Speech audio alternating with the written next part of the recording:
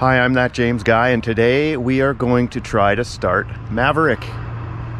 Drive him, see if it works with the new racing carb, racing brakes, and all that kind of stuff. Here he is in all his glory. Maverick 15. I think it used to be a 15 speed. I don't have the chain guard on yet, but that doesn't matter. Should be okay, should be safe-ish. So the other day in the garage, I spent some time finishing Maverick up. I didn't want to make a whole video about that, but anyway, new throttle cable, hooked it up to the carb. Really, that was about it. Some wiring for the kill switch, and just kind of looked it all over, make sure it was good, and got it all ready to ride. So yeah, here we go. Right, it's go time. It's go time. Turn the choke on preemptively. Not messing around today. Got the helmet on. Okay. You know, the tires still have the original air in I put in. Okay.